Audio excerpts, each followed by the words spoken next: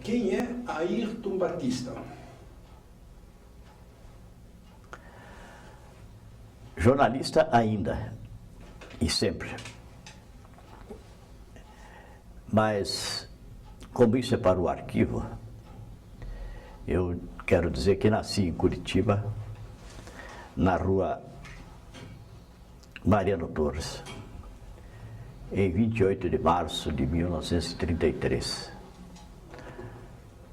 Nasci em casa porque meus pais não tinham dinheiro para levar para o hospital. Fato que, aliás, era meio que normal. Morei depois no Portão, que eu considero o meu bairro preferido. Foi onde eu passei jogando bola, caçando passarinho, e tive os anos assim mais radiantes, se eu posso dizer, da minha iniciação como homem. Frequentei as sociedades que margeavam a Avenida República Argentina, a Igreja do Portão, onde se ia para namorar, nas novenas e nas missas, muito pouco para rezar. Posteriormente eu me mudei com meus pais para o Prado Velho, na rua Comendador Roseira, os fundos do asilo, e foi dali que eu participei da vida profissional mais tarde, mas antes que eu aprimorei meus estudos, ingressando na então Faculdade de Filosofia, Ciências e Letras de Curitiba, dirigida pelos irmãos maristas, que haviam se desligado da mesma faculdade, só que federal, e que viria a dar início à hoje PUC. Eu fiz o curso de Geografia e História, que eram conjugados, e não existia, então, obviamente, o curso de jornalismo. Não sei se eu faria jornalismo se existisse. Eu não tinha essa meta, porque eu ingressei na faculdade em 1952. Mas aí, paralelamente a cursar a faculdade, eu fui eleito presidente do Centro Acadêmico Jacques de Figueiredo e fiz política universitária, participando de congressos da UNE, da UP, do Conselho da UP, enfim, na política universitária em Curitiba.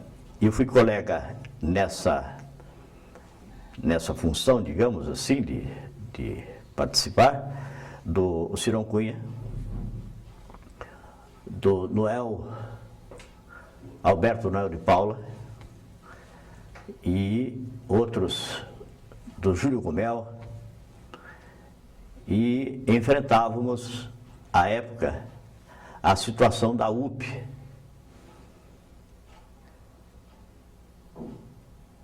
Nesse meio tempo, eu, como líder da minha faculdade, em termos políticos estudantis, eu passei a ler o noticiário universitário e educacional do Diário Carioca e do Diário de Notícias, também do Rio de Janeiro.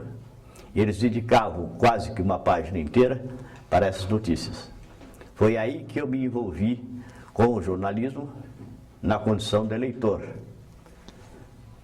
mas que me foi útil quando eu fui fazer um teste no Diário Paraná, no início de 1955, e passei a fazer, depois de passar no teste, a coluna universitária.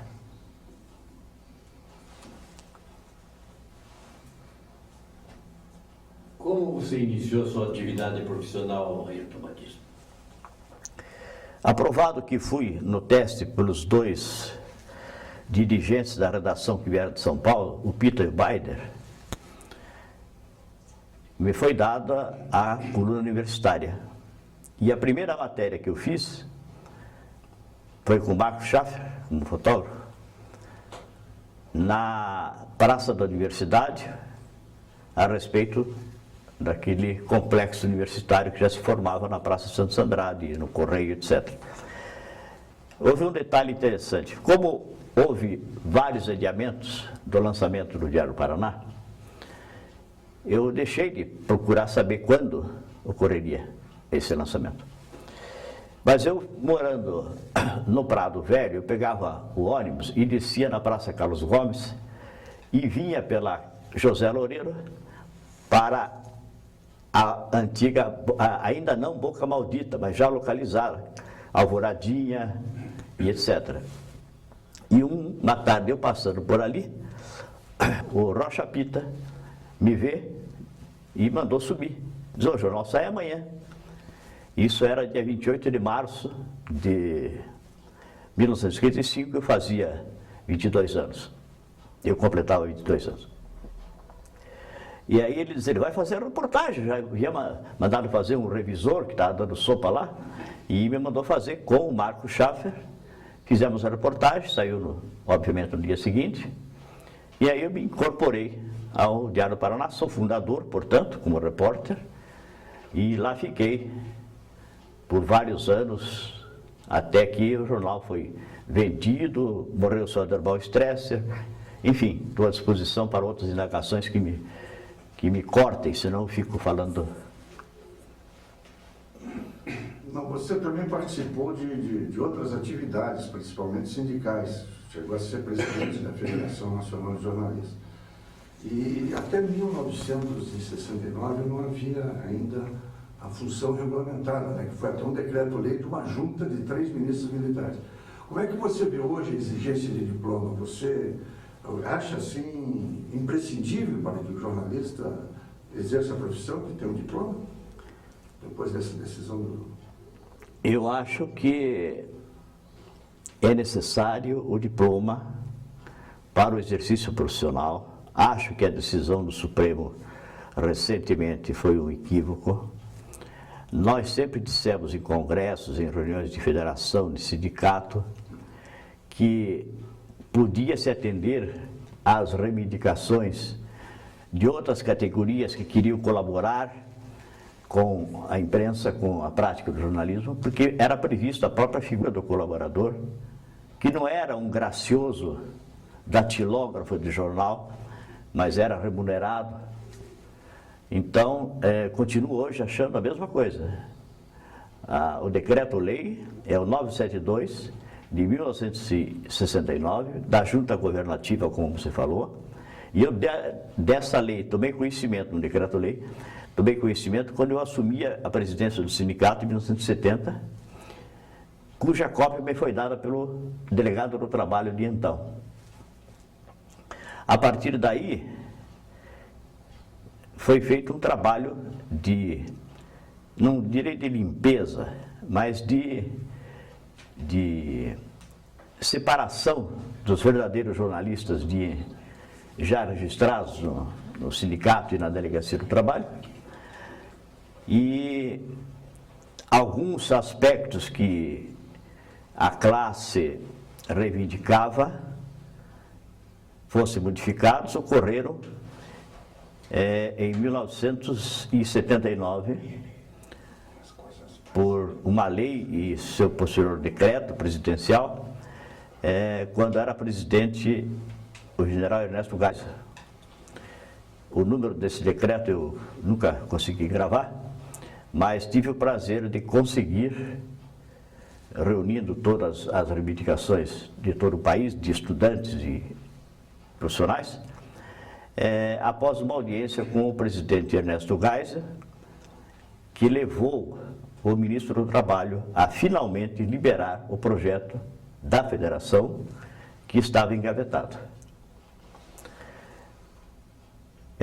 Continuo achando, portanto, não só para ser coerente, mas porque acredito que devia ter sido mantido o diploma como obrigação para o exercício, e continuo achando que sempre se daria uma maneira de abrigar advogados, médicos, engenheiros e qualquer outro tipo de pessoas como colaboradores importantes da imprensa. Ayrton, alguma coisa pitoresca do nosso tempo do Diário do Paraná. Você se lembra que logo no início veio o Pita veio Biden. Bayard, veio o Biden, veio o Benjamin Steiner. O Benjamin Steiner. Enfim, sempre havia algumas coisas dentro do diário, umas brincadeiras que eles faziam. Você sabe, você poderá falar alguma coisa a respeito? Da Calanda, que mandava o Maneco levar lá para a redação, essas coisas assim mais pitorescas dentro do diário. Há muita coisa pitoresca, possivelmente eu não seja o repositório de todas essas coisas mais engraçadas. Mas a Calandra, nessa época tecnológica importante que atravessamos, era a máquina, digamos assim, que fazia o flan, por onde passava o flan. Só mostra aqui o que era o flan. O flan era a página num papel mais grosso e que depois para a máquina e rodava o jornal. Era uma máquina de 800 mil quilos, será, né? E era comum mandar-se os novatos buscar sempre a redação, alguém da redação, combinando com o chefe da oficina que mandava o infeliz tirar aquilo que era impossível, né? Mas nós caímos aqui, você sabe, Calco Brenner, a tarde inteira falando sobre isso aqui. Nós tivemos o Benjamin Steiner, que era uma excelente figura, um grande diagramador, que fazia suas brincadeiras, como por exemplo, ele e o Maza. O Maza fingia estar dando um tiro e o Benjamin se jogava no chão, né, como se tivesse ferido. Isso eles teriam feito na própria Rua 15, uma oportunidade. O Benjamin tinha facilidade de comunicação e conseguia atrair toda a atenção de todos os que ficavam na redação de tarde ou de noite. E ele fazia, por exemplo, o seguinte: ele tirava da boca um pano comprido assim, que depois ia se ver que era calcinha de mulher. Ou então ele fazia cortava um papel, fazia uma espécie de aviãozinho, coisa que o vale, e colocava... Uma espora. Uma espora, exatamente. Eu saí uma espora. do hotel, Brasotel, com essa espora, eles colocavam na gente com um sapato, a gente não percebia, com fita durex, que era uma coisa até nova na época, e a gente desfilava pela rua. E eu fui jantar no Brasotel com aquelas duas esporas, todo mundo me olhava, eu achava, eu digo, puxa, essa gente me conhece. Estou agradando. Eu ainda cumprimentava. Estou agradando. E aí quando eu saí, naquele café Alvorada que tinha na Travessa do Virabelo, sim, agora eu entrei, mais gente me olhando, eu olhei um pouco para trás e vi aquela espora. Daí eu entrei no sanitário lá, fiquei meia hora, depois eu saí, isso é coisa do Benjamin. Era assim. E outras tantas que outros companheiros poderão lembrar e que eu, no momento, não me ocorre. Você vê muita diferença, você foi secretário de redação em duas épocas diferentes, o começo do jornal, né? 55 e depois 63, 64. Você vê muita diferença na época, assim, do tratamento da notícia, porque depois pegou uma época de ditadura, né? Antigamente não. Você fala entre as duas? Era muito comum a autocensura. Né? Entre as duas? Entre as duas épocas. Não. Mas essa primeira época do diário foi mais brilhante, foi a mais brilhante de todas, né? Por causa das inovações tecnológicas. Eu não fui o secretário no início do jornal, fui o terceiro. Porque quando os paulistas voltaram a São Paulo, quem assumiu foi o Antônio Brunetti. Eu fui chamado para subsecretário, porque eu dispunha da parte da tarde, e só depois, com a viagem do Brunetti para o Rio de Janeiro, para o IBC, é que o senhor Derbal me convidou, após, claro, me ter feito passar um mês como experiência, né, definitiva. Então eu fui secretário de 56 a 61, quando eu fui para o Rio de Janeiro para uma função no Instituto Nacional de Imigração e Colonização, de onde eu voltei em 63. O secretário era o Emílio Zola Florenzano, uma figura extraordinária, que foi para o jornal a meu convite, foi meu subsecretário, e foi para o Rio de Janeiro E um fato que me marcou profundamente, no dia 1º de dezembro de 1964, eu costumava chegar no jornal às 2h da tarde, ninguém me convidou, eu não tinha nenhum interesse, só que encontrei a sala, que é o aquário, aberta, cheia de papel, de jornal, entrei e ficou, o que me levou a pensar, até com certo orgulho, que eu era móveis e utensílios do jornal e daquele lugar. Não vejo muita diferença de uma fase para outra, porque o diário foi privilegiado, sabe, o Paulo Roberto Maris de Souza. Não tinha nenhum jornalista formado, porque não existia curso. Mas era um grupo que iniciou o jornal brilhante, de advogados recém-formados, de estudantes, enfim, tinha toda a categoria de pessoas profissionais, e que passaram a fazer com muita seriedade um jornalismo inovador no Paraná. Depois, em 63, 64, quando eu voltei, havia uma consequência, muitos ainda estavam desde a fundação e outros foram se incorporando, depois surgiu o curso de comunicação e essas evoluções naturais, né? O pessoal foi envelhecendo, foi tratando de suas outras profissões, enfim, houve mudanças naturais, sim, entre os que ficaram e depois os que saíram. Mas o Diário do Paraná foi realmente a grande escola de jornalismo do Estado. Para mim foi, até porque foi a única. Todos os profissionais. Mas se você disser isso hoje, tem a impressão que todo mundo aceita. Mas houve época que se dizia e que havia assim uma certa, achando que era uma soberba da nossa parte, né? Na verdade eu tenho essa convicção, em que pese fazer-se um bom jornalismo no Estado do Paraná, mas nós tínhamos problemas com a Gazeta do Povo, com excelentes pessoas, companheiros antigos, valiosos. No dia estava quase fechando, e o Diário realmente foi uma equipe que se formou com novos hábitos, com tratamento bom da matéria, com respeito. Eu tenho a impressão que o pessoal que trabalhou no Diário inicialmente ajudou e muito em dar respeitabilidade ao exercício da profissão de jornalista. Lembro agora um fato ocorrido com o Valmor Coelho, falecido, advogado brilhante, falecido há alguns anos, que era editorialista do Diário do Paraná. Mas quando foi repórter, ele foi designado para fazer uma matéria sobre ônibus. E ao procurar a direção, não sei se existia sindicato ou a direção da entidade, a pergunta que lhe foi feita foi esta: mas e quanto custará isso para mim?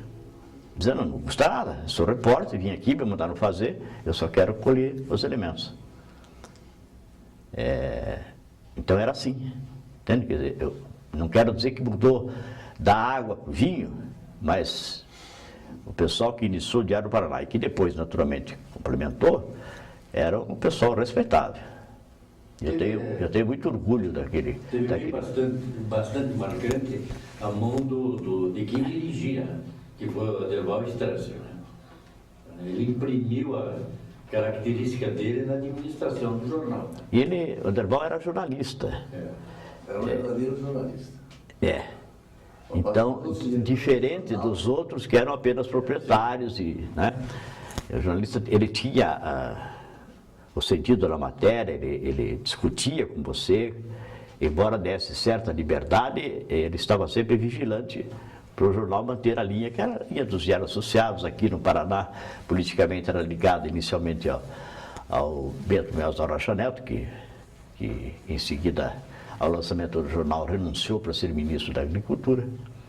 Mas o Adelval era uma figura extraordinária. Então, me diga, já que vocês tocaram no assunto do Sr. Adelval, eu conheci o Sr. Adelval no início, quer dizer, quando inaugurou o Diário do Paraná, Daí vocês agora disseram que ele era jornalista. Como eu não o conheci antes, aonde que ele... Porque eu sei que ele era da imprensa, tinha um departamento de imprensa no tempo do governo, né? Que era, acho que Ele, quando o Diário do Paraná foi fundado, ele era chefe do cerimonial, Exato. mas foi também diretor do departamento de imprensa. Sim, mas como jornalista, aonde é que ele iniciou como jornalista, você sabe? Ele trabalhou no estado de São Paulo Ah, tá. e no Diário da Tarde, que eu me lembre. Onde ele... Ele foi deputado classista, representante dos jornalistas, em 1934. É um detalhe que eu, sinceramente, não tinha contado. Assim, obrigado. Porque quando eu entrei no jornal, foi logo em seguida da sua inauguração, eu já tinha assumido, o Ayrton já tinha assumido como vice-secretário. Mas nós não fazíamos nenhuma distinção entre ele e o Brunetti. Sim, ele estava fazendo uma distinção, que o Brunetti era superior a ele. Eu nunca senti isso, porque me parece que o Ayrton era mais dinâmico, mais próximo dos jornalistas do que o Brunetti. O Brunetti tinha um emprego, saía do jornal e tal, e o Ayrton ficava o tempo todo, né? Eu não tinha emprego público. E o Brunetti era do IBC. Mas o Brunetti era muito competente. Muito.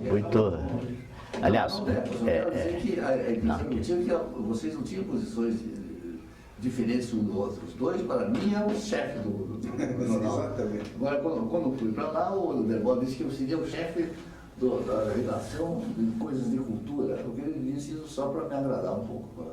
Ele era muito lisonjeiro, né? Na verdade, o chefe, para mim, que eu me comunicava, era o Ayrton. Com o Brunetti, tudo certo. O Ayrton também sempre foi. Exatamente. bondade sua é que talvez eu ficasse mais tempo lá. Nós éramos considerados, você integralista e eu comunista. O tempo todo que eu estive no jornal, né? Mas nós nos dávamos maravilhosamente, melhor do que com os esquerdinhos e com os direitinhos que tinha no jornal. Até porque, quando se exerce o jornalismo, você não pode ficar dependente de sua ideologia ou de seus companheiros. Jornal é uma coisa, ideologia é outra, você pode abraçar as duas coisas, mas tem que fazer a distinção, pelo menos na hora do trabalho. Na verdade, nós dois não tínhamos compromisso político nem com a direita nem com a esquerda, só éramos umas ideias mais conservadoras, outras mais avançadas, né? E por isso que tínhamos esse enfoque que O Silvio Bach, que foi nosso colega, fazia noticiário nacional, penteava os telegramas, quando ele saía do cinema lá pelas 10 horas da noite, atrasava tudo. O Silvio Bach dizia assim que eu era o integralista mais esquerdista que ele conhecia. Tanto que na oficina do jornal, aí as pessoas que vão ver, eles não vão saber o que é oficina de jornal. Oficina de jornal é um negócio de operário. Aqueles suros de tinta, aquela coisa, era um trabalho de operário que a gente considerava. Eles eram os operários do jornal, né? E nós éramos da sala, da superior, E cada uma das linotipos ali, eu acho que era uma máquina impressora de hoje, né? Tinha umas 10 linotipos. Uma necessidade que eu tive daquela época de fazer, eu fazia sempre, era uma matéria que eu fazia, eu ia lá para arrumar lá na oficina. E quando eu fui viajar, eu disse, eu vou mandar, eu pedi para um dos meus companheiros lá da redação para vir aqui arrumar. Quem? Eu disse quem era, não entra aqui no jornal.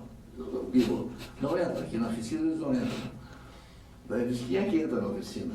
O Ayrton Batista, você e o Dino Almeida, e o Calque Brenner. Só nós quatro, ninguém mais entrava, não entrava. O Calque Brenner tinha o estúdio, ou a revelação, perto da, né? Adiante da oficina. Nós tínhamos, primeiro ele iniciou lá embaixo junto com o Gilberto, que tinha clicheria. É isso que eu me refiro. E o nosso laboratório tinha montado lá. Mas depois eu passei para a redação junto com vocês lá. Sim, eu me lembro. Aí eu tinha laboratório lá, onde eu tinha um guarda-roupa, eu tinha meu smoke, tinha meu terno e gravata, tinha minhas calças de jeans, que não era brinco, não brinco-ringa na época.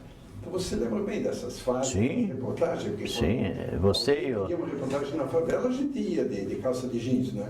você e o Valmor Marcelino moravam lá, né? Sim. O Valmor- Eu morri lá. O Marcelino em cima das Favela já burinas. era uma coisa rara em Curitiba, então, né? Não existia praticamente favela em Curitiba nessa época. Devia ser alguma...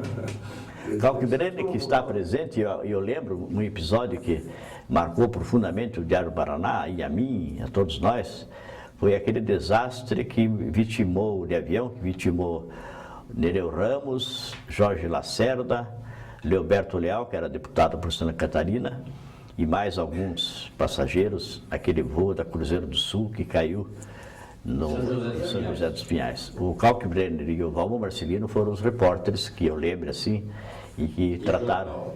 Aí houve um episódio que eu devo narrar pelo seguinte: quando o fato ocorreu, eram 6:30 da tarde, talvez. Dia chuvoso. Chuvoso, sim.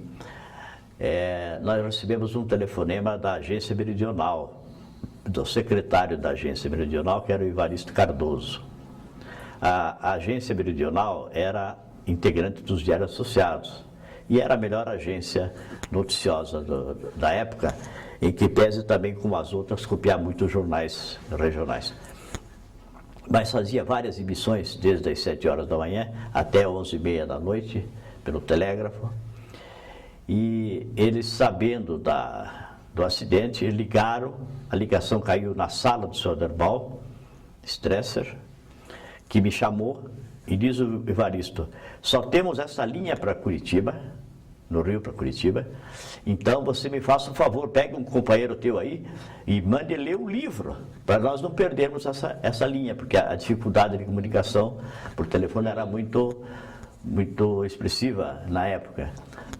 E alguém fez isso, alguém foi falando com o Evaristo durante horas e horas e horas, até que surgiu a primeira informação, mas que se pôde passar para o Rio e eles divulgar para todo o Brasil.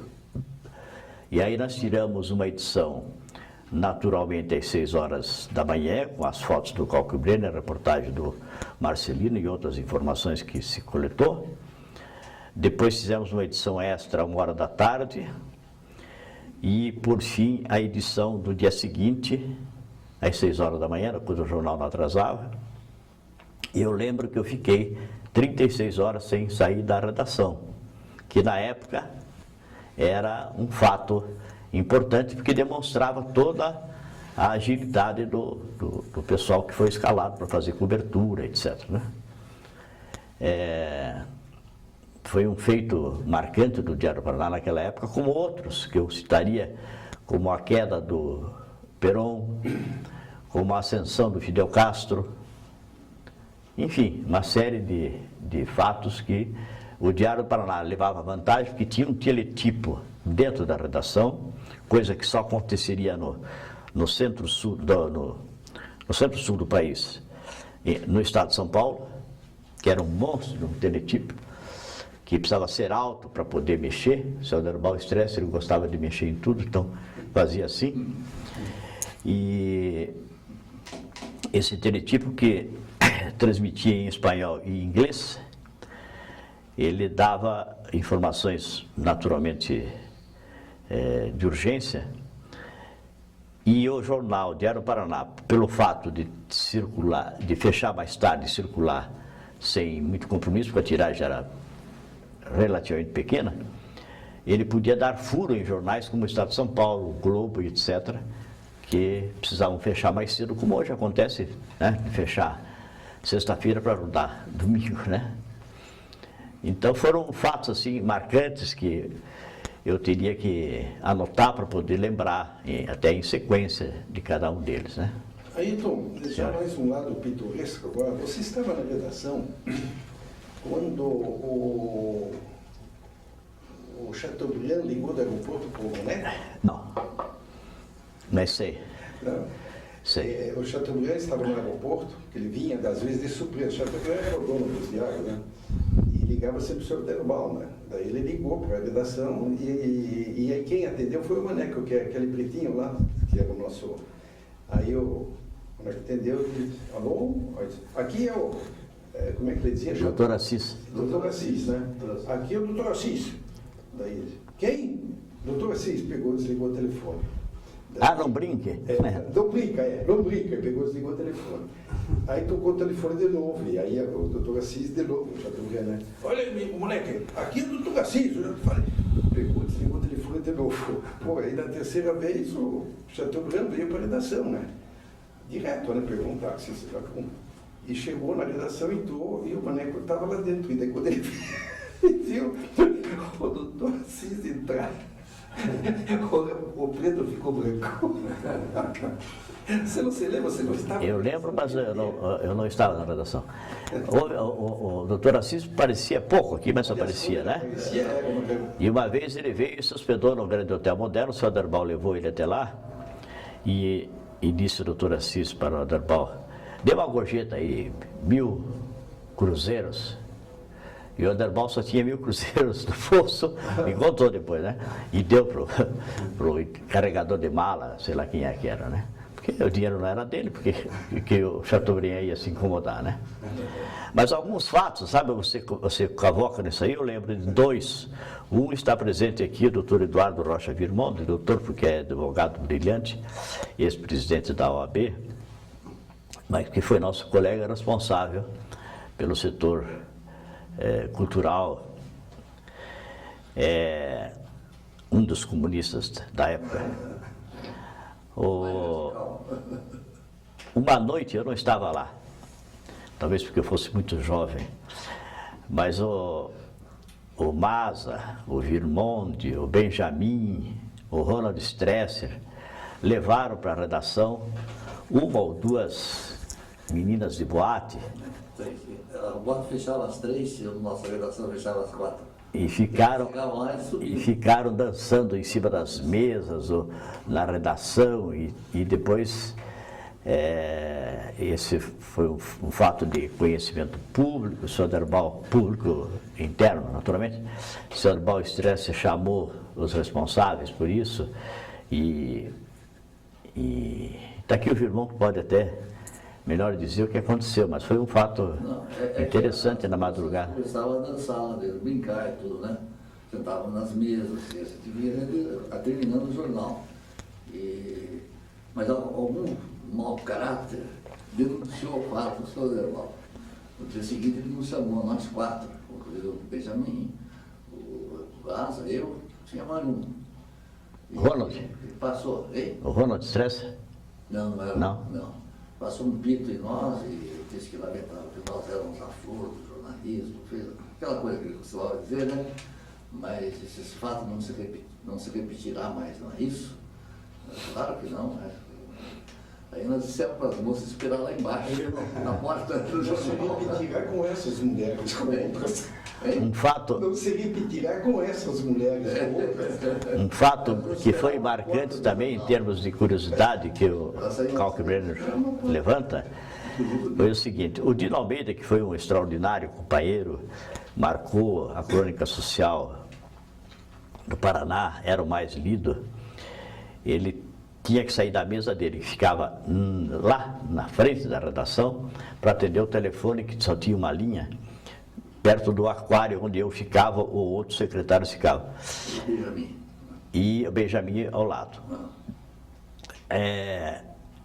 E uma tarde ele foi atender o telefone, e enquanto isso, o René Dotti e o Luiz Geraldo Maza sentaram cada um na sua vez, ninguém sentou no colo do outro, e fizeram um complemento da notícia que o Dino havia feito. Por exemplo, Ferreirinha compareceu ontem na boate Florida, fez assim, tomou seu conhaque na estação rodoferroviária, umas coisas assim, né, que o René Dotti e o Maza sabem contar muito bem. E foram 2 ou 3 notas mais ou menos nesse sentido. E o Dino, quando terminou o telefonema, sentou na máquina, não leu e concluiu o que seriam os gossips, né? E no dia seguinte, era aniversário do jornal, tinha um almoço, como sempre, oferecido pela direção, e só quando o jornal circulou é que alguém curioso foi ler e lá estava o registro. Ferreirinha, se vocês não lembram, ou quem possa assistir depois isso, era um ladrão de carro, um sujeito que fazia 171 e outras coisas aqui que não sei dizer porque não sou advogado. Exato, frequentador das páginas policiais. E então, no dia seguinte, quando nós chegamos, acho que era no Clube Bloco Morgenal, me perguntaram, mas você viu aí esse negócio que foi feito aí? Não tinha visto, ninguém tinha visto, né? Então eu digo, vamos ficar quietos. O senhor Darbal sentou, eu sentei do lado dele na mesa e ele disse, que barbaridade, quem fez isso? Eu digo, pois é, surgiu assim, não se sabe, né, só se foi ver isso hoje, né? Não lembro exatamente como falei, mas não havia muito o que dizer, né, a não ser se fosse entregar, não era o caso. Aí ele chamou depois o Maza, chamou o René Dotti, espinafrou e ficou por isso mesmo.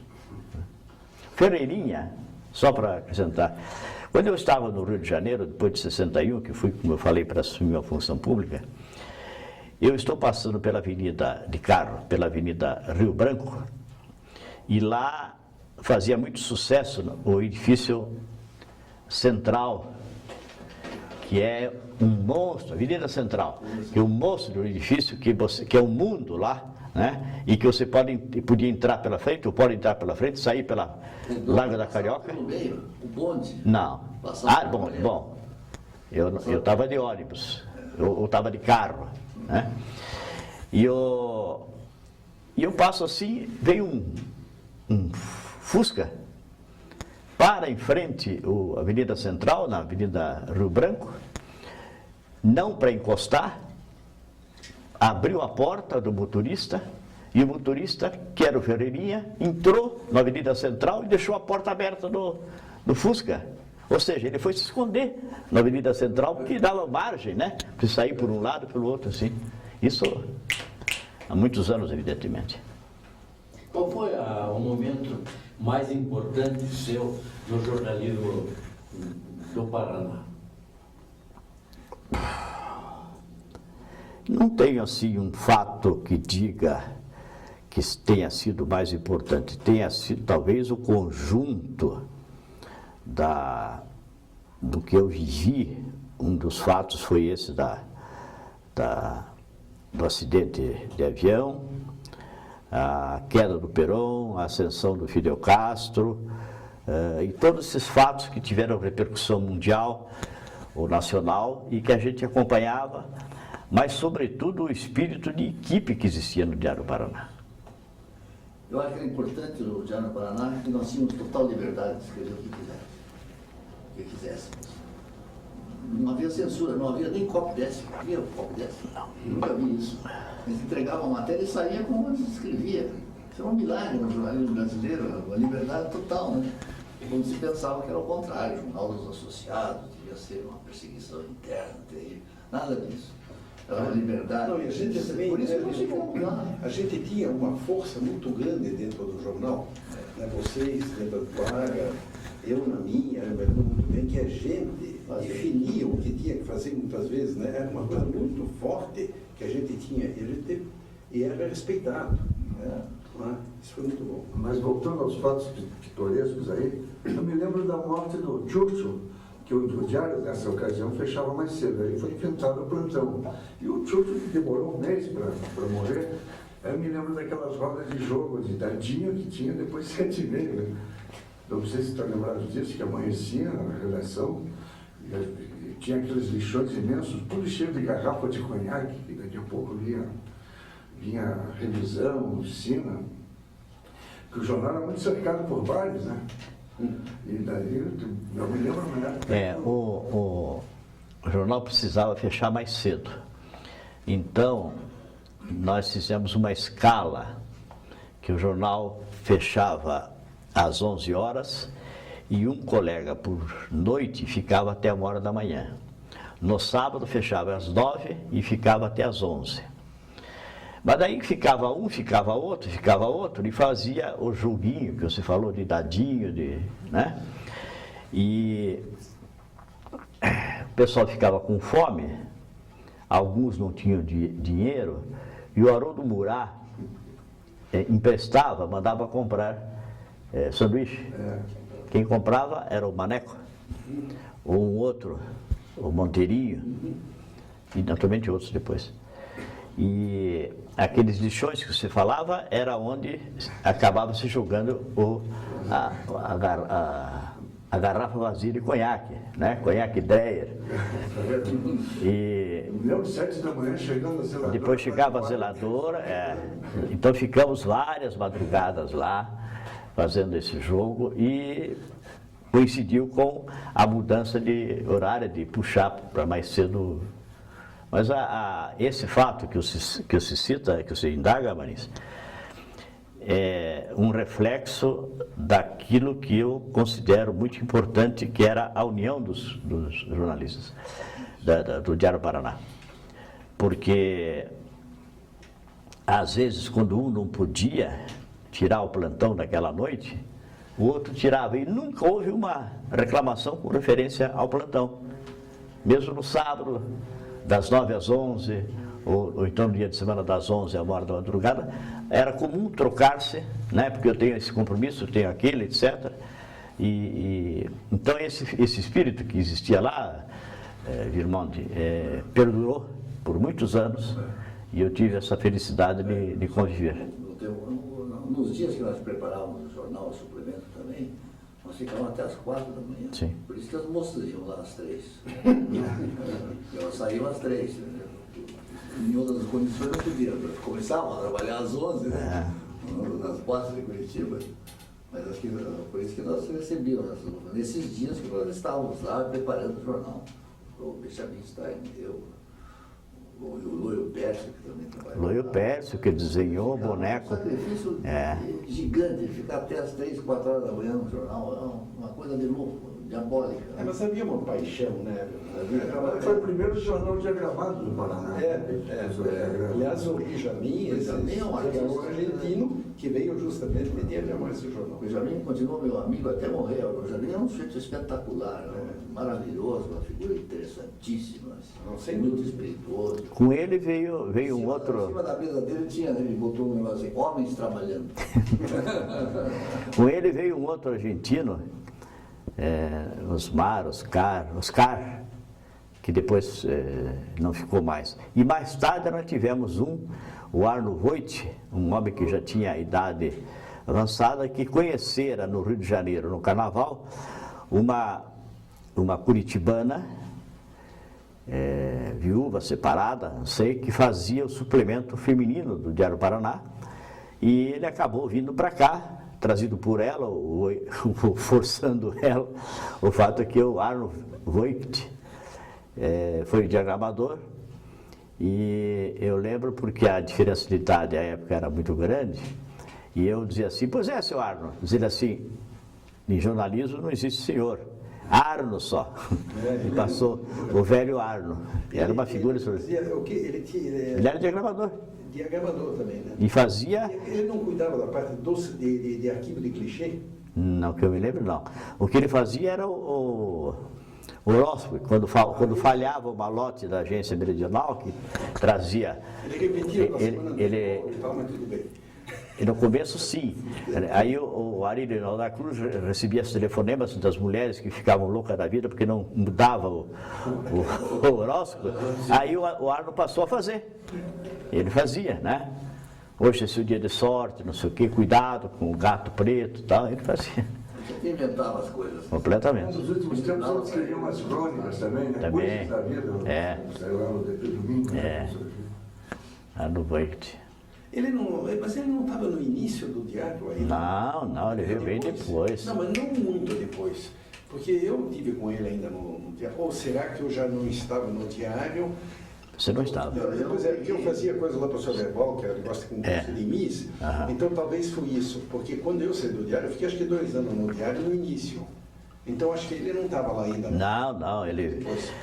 quando o jornal fundou o suplemento feminino, a Berenice Arruda, ela foi para o Rio passar o carnaval lá e trouxe o Arno Voigt. Então foi depois. Lembra? Não, conheci depois, né? Sim, lógico. Também, não peguei lá. A resposta comercial do Diário do Paraná também era uma coisa impressionante, né?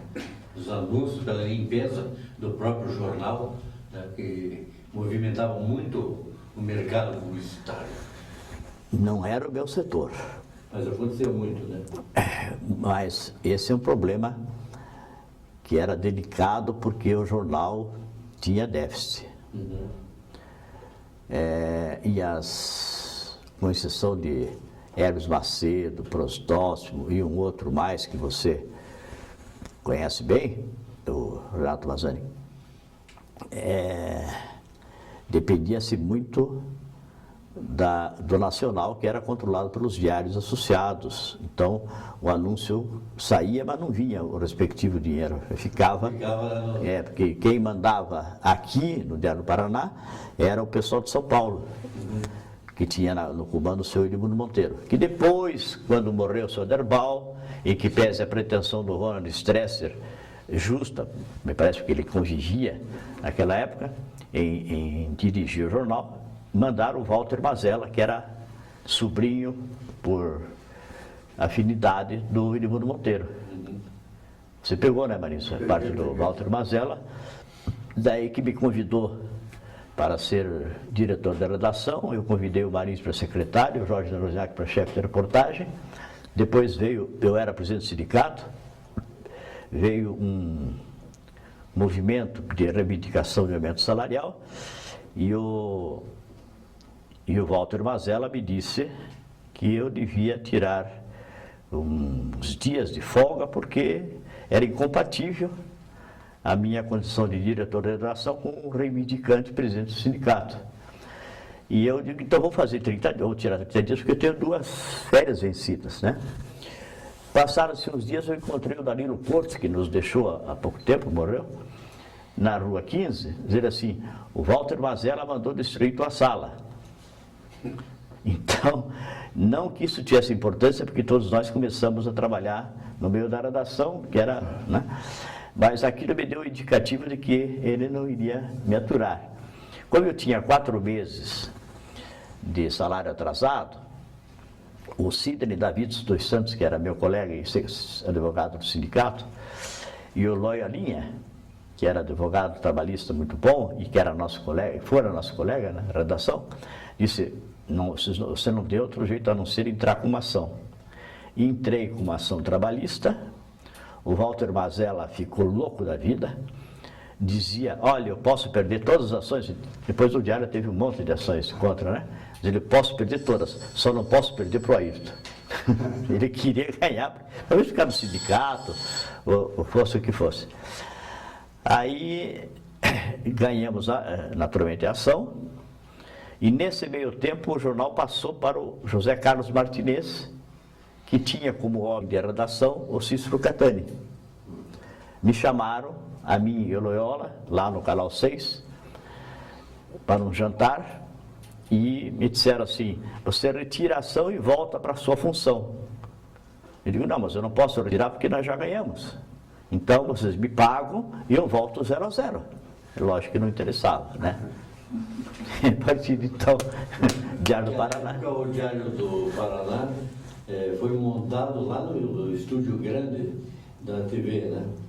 Ele saiu no prédio da José Loureiro e acabaram instalando lá no maior estúdio. Primeiro foi a oficina. Sim. A máquina impressora. Exatamente. Depois, quando foi para lá a redação, eu já não estava mais no jornal. Você permaneceu quanto tempo no Diário do Paraná? 16 anos. Quanto? 16 anos. 16 anos.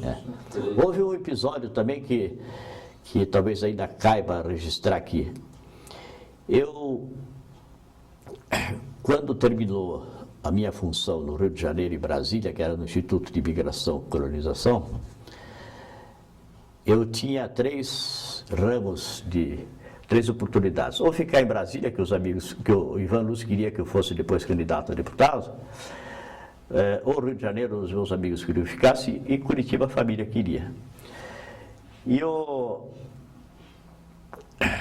Brunetti, que era secretário de imprensa do Ney Braga, disse assim, você pode ficar em Brasília, você pode voltar para cá, trabalhar com a gente, e quando se abrir o escritório em Brasília, você vai para Brasília.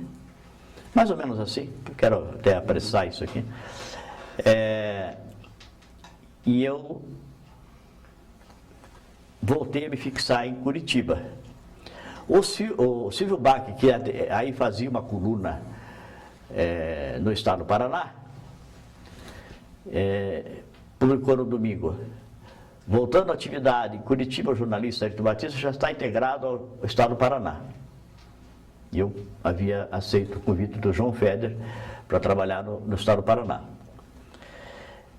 E eu não estava desligado do Diário do Paraná, estava licenciado. Acontece que no final de semana eu procurei o senhor Aderbal Stresser, não encontrei, estava em São Paulo, procurei o Nereu Maia Tuniato, estava em São Paulo, ambos participando de uma reunião dos associados, e eu tinha um precedente que eu poderia trabalhar no Palácio do Governo e no jornal, que era o Emílio Zola Floresano, que era secretário do jornal e era oficial de gabinete do Ney Braga. E eu seria contratado, recibado no Palácio Iguaçu. Então eu não vi mal nenhum em aceitar o convite do Brunetti, do Castilho, sei lá. Mas o Aderbal não gostou dele, aquela notícia, mandou o Nereu falar comigo. Ayrton, o senhor Aderbal não quer que você trabalhe no Palácio. Digo, Nereu, quem trabalha no Palácio é o Emílio Zola Floresano. Ele é assessor do governador. Eu sou apenas um recibado, assim. Eu serei apenas um recibado. Não, então vou falar com o senhor Aderbal. Vou falar com o senhor Aderbal ficou intransigente. E o Nereu veio com o recado, olha, ele disse que não dá, que você não pode. E disse que é para acertar com você, para liquidar. Digo, então diga ao senhor Aderbal que eu não tenho nada a receber do jornal e não devo nada ao jornal. Vocês carimbem a minha carteira aqui, eu fui embora. E fui embora, e aí foi que eu aceitei o convite do João Feder.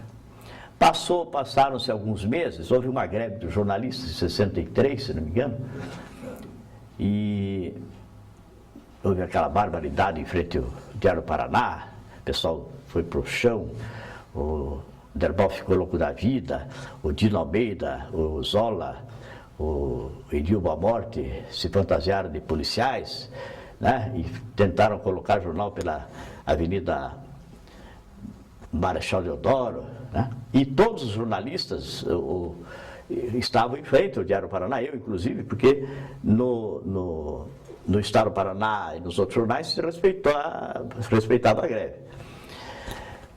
Mas, passados alguns dias, o Emílio e o Roberto Novaes me telefonam e dizem assim, Ayrton, precisamos falar com você, vamos comer um sanduíche aí. Marcamos lá, olha aqui, queremos que você volte para o jornal. Digo, como assim? Não, é que o Clóvis Stadler de Souza foi para a rua. Ele participou da greve, ele fazia política.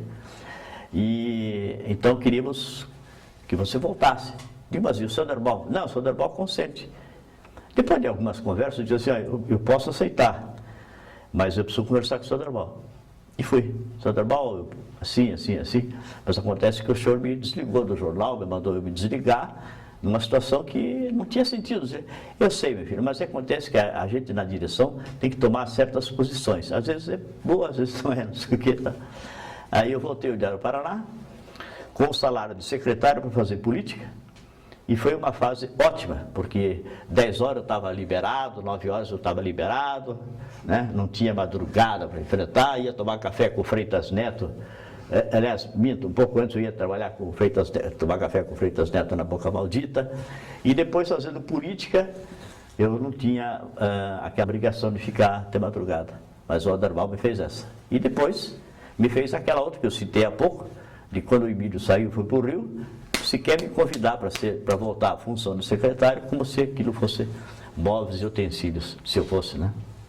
Na conclusão desse nosso encontro, o que é que você poderia deixar de mensagem aos que vão entrar na área jornalística ou outras considerações que você acha importante? No campo meramente profissional, eu diria para os estudantes de comunicação social hoje, sobretudo de jornalismo, que continue lutando, independente do diploma,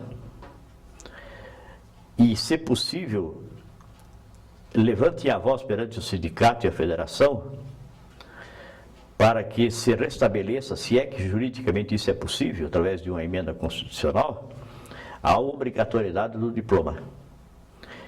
Eu acho que todos nós falhamos em não saber defender isto no devido tempo. Deixamos que ele foi passando, eu me incluo nisso porque não participei, não fui convocado, mas enfim, todos os jornalistas, eu vi esse dia uma reportagem, uma televisão mostrou um protesto que se fez nas Duas Marechais, tinha um gato pingado. Assim, desse jeito, não vão conseguir, né? E arrancam tudo mais que os patrões, ou quem quer que seja, possam querer em termos de exigência profissional, diploma, etc. A mensagem que eu deixo é essa aqui: o jornalismo será feito com seriedade, com diploma ou sem diploma, desde que se tenha o espírito realmente voltado para a verdade, para o interesse público, para a vigilância democrática, se respeitando a opinião de todos, porque foi assim que se construiu um novo jornalismo no Brasil.